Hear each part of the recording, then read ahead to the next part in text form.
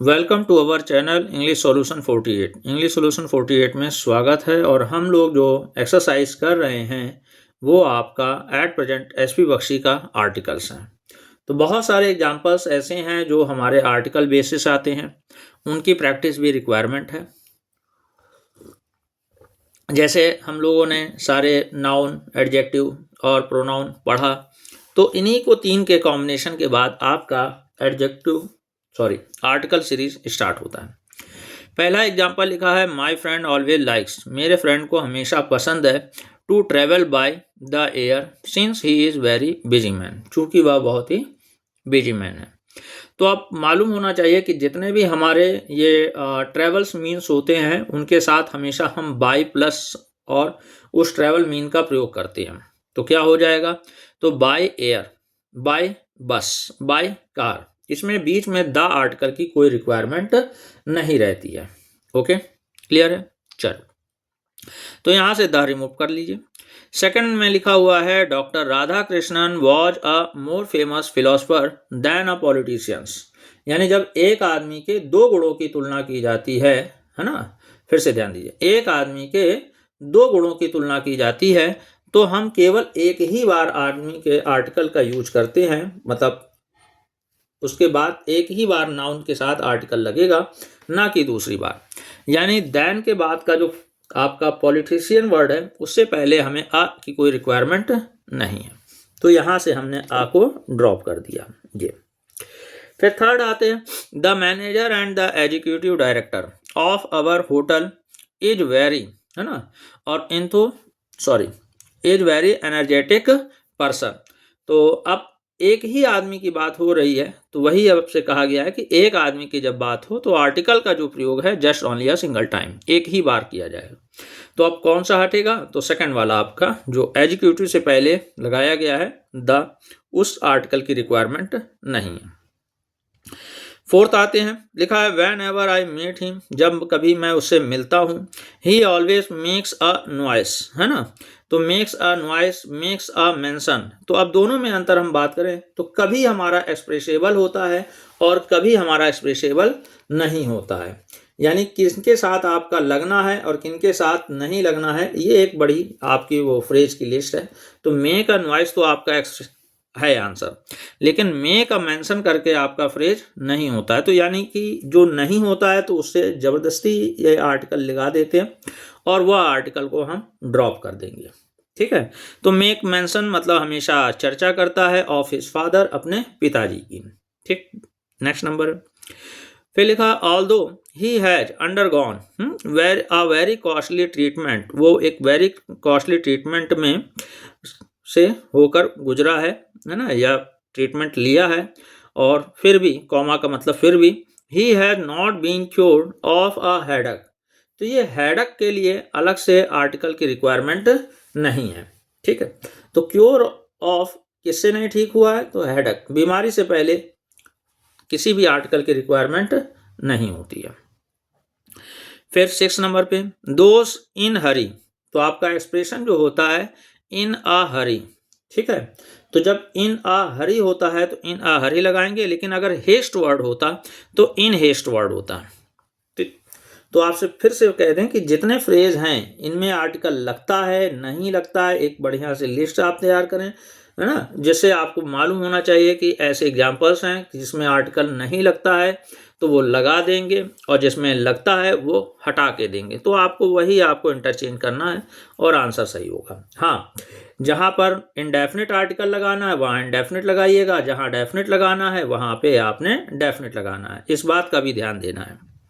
Next आ जाए, लिखा है, God made country and man made town, तो अब कंट्री और टाउन जो है एक यूनिवर्सल तरीके से बात नहीं हो रही है, जबकि गॉड और मैन जो है वो आपका यूनिवर्सल है, तो इनसे पहले तो आर्टिकल नहीं लगेगा। ठीक, लेकिन आपका कंट्री और टाउन इन दोनों से पहले जो है द आर्टिकल का प्रयोग किया जाएगा, तो हो जाएगा answer, God made the country, ईश्वर ने देश को बनाया है, एंड मैन, मैन मतलब मानव जाति के लिए आ रहा है तो नहीं लगता यूनिवर्सल सेंस में, मेड द टाउन। ओके, चलिए 8 लिखा है, इट इज पिटी, तो ये भी आपका एक एक्सप्रेशन होता है, इट इज़ अ पिटी, ये बड़े दुख की बात है। तो ये आपको मालूम होना चाहिए फिर से कि ये विद आर्टिकल आता है मेक नॉइस की तरह। तो इट इज़ अ पिटी, ये बड़े दुख की बात है, that he does not behave humbly, कि वह अच्छे से व्यवहार नहीं करता है, विनम्रता से व्यवहार नहीं करता है, with his parents and friends, अपने माता पिता और अपने दोस्तों के साथ। Okay done. फिर नेक्स्ट नंबर पे लिखा हुआ है बीइंग एमए होने के कारण क्या है, only he could not be appointed to the post of a lecturer, कि उसे केवल एमए ही है तो उस वजह से उसको लेक्चरर की पोस्ट के लिए अपॉइंटमेंट नहीं किया जा सकता। May be some another criteria. तो अब यहाँ पे हम बात करें तो ये एमए से पहले हमारा आर्टिकल आ जाएगा बीइंग एन एमए, है ना। तो मतलब एक एमए धारक यानी एमए की डिग्री होने के रखने वाला।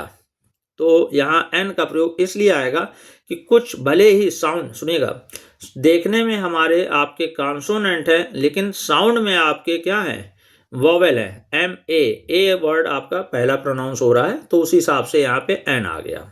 ठीक है, ना कि हम लेटर को देख करके आपके वर्ड को यूज करेंगे यानी आर्टिकल का यूज करेंगे। फिर आ जाते हैं 10th, लिखा है he always takes a heavy breakfast because he generally skips lunch. तो यहाँ हैवी ब्रेकफास्ट यानी भारी खाना खाता है। तो अब इसकी भी कोई रिक्वायरमेंट नहीं है कि हम इसमें टेक्स अ वेरी हैवी, है ना, ब्रेकफास्ट लगाने की कोशिश करें, क्योंकि आपका जो मेन पर्पस होता है वो आपका जो जनरल वर्ड है कि अगर ब्रेकफास्ट और लंच कोई आर्टिकल नहीं लिए हुए हैं, है ना, तो आपका सही है। और अगर अपने से पहले, यहाँ देखिए दोनों चीज़ है, लंच वर्ड आया है, लंच से पहले कुछ भी नहीं लिखा है, कोई एडजेक्टिव नहीं लगा हुआ है तो आर्टिकल नहीं, और एडजेक्टिव लगने पे एक स्पेसिफाइड वर्ड हो गया तो उस वजह से यहाँ पर आर्टिकल का प्रयोग किया गया है। ठीक है, तो ये छोटे छोटे से पॉइंट्स होते हैं, अक्सर पेपर में आ जाते हैं कि एडजेक्टिव है तो लगेगा या नॉर्मल है तो लगेगा, है क्या नहीं लगेगा। तो फिर से सुन लीजिएगा, 3 कंडीशंस है। फर्स्ट कंडीशन ये होती है कि हम कभी भी ब्रेकफास्ट, लंच, डिनर से पहले आर्टिकल नहीं लगाएंगे। सेकंड कंडीशन कि अगर इनसे पहले एडजेक्टिव आया है तो इसका मतलब वो स्पेसिफाई कर रहा है, तो हमने यहाँ पर आर्टिकल का प्रयोग कर दिया।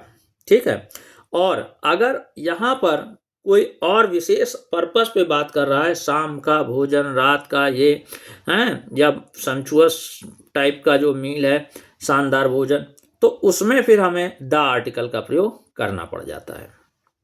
डन है, चलो 11 में आते हैं, लिखा हुआ है please go and find out dog. Dog है क्या, तो कॉमन नाउन, और कोई भी कॉमन नाउन विदाउट आर्टिकल नहीं लिखा जाता। तो फाइंड आउट द डॉग, क्यों, क्योंकि जिसको मिसिंग है वही तो आपने सर्च करना है, तो यहाँ पे स्पेसिफाइड हो गया तो हो जाएगा द डॉग। तो please go and find out the dog, और उसके बाद लिखा है सो दैट, ताकि you may not lose it for ever, ताकि तुम इसे दोबारा ना खो पाओ। Okay done. फिर 12 में आ जाए, वही बात आ गई, स्नेक विशा, सांप जिसको हमने देखा, तो स्पेसिफाइड हो गया, और वैसे भी हमारा स्नेक काउंटेबल नाउन है तो अपने से पहले आर्टिकल लेगा, चूंकि स्पेसिफाइड है तो इसलिए यहाँ पर जो है किसका, द आर्टिकल का प्रयोग किया जाएगा। ठीक है, तो द स्नेक विशा, वह सांप जिसको हमने देखा, वॉज वेरी डेडली, बहुत ही भयानक था, दो it left the kitchen quietly, यद्यपि वह जो है चुपचाप क्या किचन से चला गया। 13 में आते हैं, लिखा है tonight I shall go to bed. अब ध्यान दीजिए, मेरे फ्रेज में गो टू बेड इसलिए आया कि जनरल जो एक्सप्रेशन होता है वो गो टू बेड ही होता है, ये अलग से द लगा करके स्पेसिफाइड बना दिया जाता है। जैसे गो टू द स्कूल, तो गो टू द स्कूल का मतलब हो गया कि आप स्कूल में किसी से मिलने जा रहे हो, और गो टू स्कूल का मतलब है आप स्कूल में पढ़ने जा रहे हो।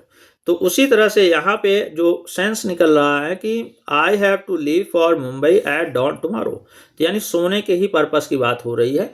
तो जब सोने यानी कि जिस चीज़ के लिए जो है उसी की बात होती है, तो द आर्टिकल का प्रयोग नहीं होता। The for the any article, किसी आर्टिकल का प्रयोग नहीं होगा। तो यहां से द का प्रयोग हटा देंगे। ठीक है, चलिए आगे हम बढ़ते हैं।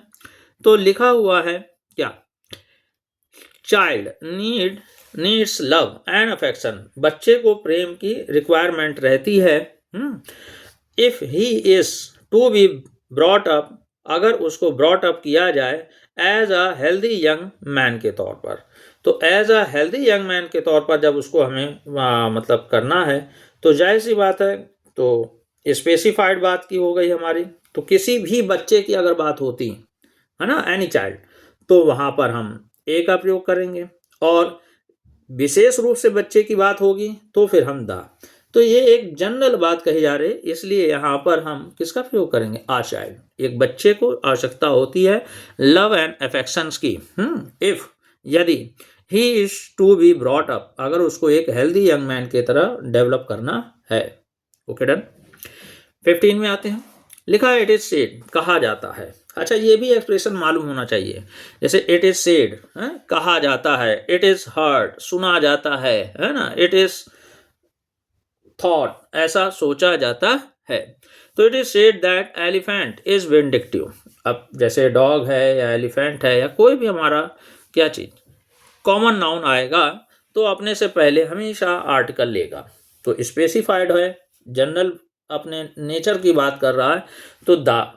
ठीक है, तो एलिफेंट जो है, द एलिफेंट हमेशा विंडिक्टिव यानी बदला लेने वाला होता है बाय नेचर। अब यहीं पे अगर बाय नेचर हमारा एक्सप्रेशन है, अगर उन्होंने द लगा दिया तो कोई मतलब ही नहीं, कि जो होता है आपको उसी में बात करनी है।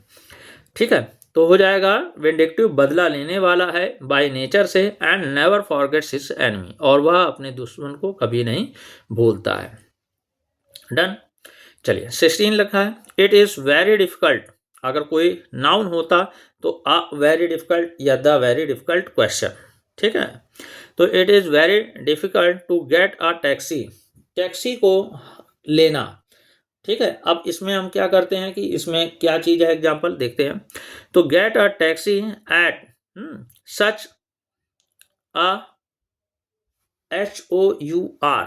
अब यहाँ पे ध्यान दीजिएगा, इसीलिए रुका हूं, क्योंकि HOUR को अगर आपने हावर पढ़ दिया, तो जब आपने हावर पढ़ा तो आपके हिसाब से आ सही है, लेकिन इन एक्चुअल सेंस में इसका प्रोनाउंसिएशन होता है आवर, यानी वॉवेल साउंड। और जब वॉवेल साउंड है तो बड़ा कॉमन पॉइंट है कि इससे पहले हमारा क्या हो जाएगा, एन आर, है ना, एक घंटा।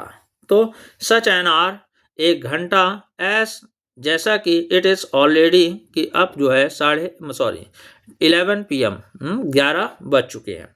तो वापस आते हैं, तो लिखा है इट इज वेरी डिफिकल्ट, बड़ा कठिन है, टू गेट अ टैक्सी, किसी टैक्सी को लेना, सच एन आर, ऐसे समय पर, एस, क्योंकि इट इज ऑलरेडी 11 PM, क्योंकि रात के जो है 11 बजे हैं। Okay done. चलो फिर नेक्स्ट नंबर लिखा है डू यू टेक शुगर। अब शुगर है क्या, अनकाउंटेबल नाउन। काउंटेबल नाउन पे आपसे चर्चा हो रही है कि द लगेगा या आ लगेगा, लेकिन अनकाउंटेबल नाउन में कोई आर्टिकल का प्रयोग नहीं होता है जब तक कि उसको बहुत इम्फेसिस करके स्पेसिफाइड ना किया जाए। तो डू यू टेक शुगर, क्या आप शक्कर लेते हैं, एंड इफ सो, यदि है तो हाउ मच, कितना लेते हैं। तो फिलहाल यहाँ इंप्रूवमेंट की बात करेंगे, तो यहाँ किसी भी प्रकार का आर्टिकल नहीं लगेगा। ओके, क्लियर है। चलो 18 है, लिखा है she lives in first storey. ये STOREY, तो RY जब होगा तो कहानी होगा, EY होगा तो आपका स्टोरी मंजिल को कहा जाता है। तो फर्स्ट स्टोरी, पहली मंजिल ऑफ द हाउस, घर के रहती है, and she has to come down quite often, और अक्सर वह जो है क्वाइट डाउन, नीचे आ जाती है, तो सॉरी कम डाउन, नीचे आ जाती है क्वाइट ऑफन।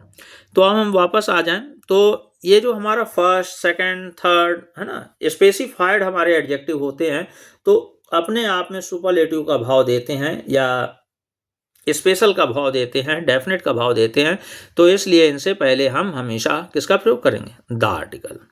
ठीक है, तो she lives in the first storey. Okay, चलो 19 नंबर लिखा है ही नोस, वह जानता है, हाउ टू प्ले और फ्लूट, फ्लूट मतलब होता है बांसुरी। फिर लिखा ही लर्न इट, उसने इसे सीखा while he was a student, जब वह एक स्टूडेंट था। तो आपको एक ग्रामर की बात और आ गई, जैसे बाई बस होता है, बाई कार होता है, उसी तरह से प्ले और आपका म्यूजिकल इंस्ट्रूमेंट में हमेशा द आर्टिकल, वहाँ आर्टिकल नहीं लगता है और यहाँ आर्टिकल जरूर लगता है। ठीक है, तो प्ले द आपका जो भी लगाना हो, हारमोनियम, फ्लूट, है ना, तबला, वॉटेवर, तो आपने इसमें द आर्टिकल का प्रयोग अनिवार्य रूप से करेंगे। ओके, डन है। चलिए, फिर लिखा है what nice mother she is. अब जब मदर की तारीफ हो रही है और सिंगुलर काउंटेबल नाउन है, तो यहां पर आर्टिकल का प्रयोग क्या हो जाएगा, आ। व्हाट अ नाइस मदर, कितनी अच्छी माँ है। She is because she takes care, कि वह देखभाल करती हैं, ऑफ एवरी स्मॉल नीड, प्रत्येक छोटी जरूरत की, ऑफ हर चिल्ड्रन, अपने बच्चों की। Okay, done. तो देखिए व्हाट अ नाइस, तो व्हाट अ नाइस कब लगता है, तो जब इस नाइस के बाद या किसी एडजेक्टिव के बाद, व्हाट अ ब्यूटीफुल के बाद कोई हमारा सिंगुलर काउंटेबल नाउन होगा, तो व्हाट अ ब्यूटीफुल मॉन्यूमेंट। अगर मॉन्यूमेंट नहीं है तो व्हाट नाइस, व्हाट ब्यूटीफुल। अगर उसके बाद नाउन है और सिंगुलर काउंटेबल नाउन है, तब हमारा हो जाएगा व्हाट अ ब्यूटीफुल या व्हाट अ नाइस। तो यानी आर्टिकल का जो मेन यूज है वो हमेशा जो है किसके लिए होता है, नाउन के लिए होता है, और बिना नाउन के आर्टिकल का कोई यूज नहीं है, स्पेसिफाइड बातों को छोड़ दे तो। ओके, आज के लिए इतना ही। Thank you very much.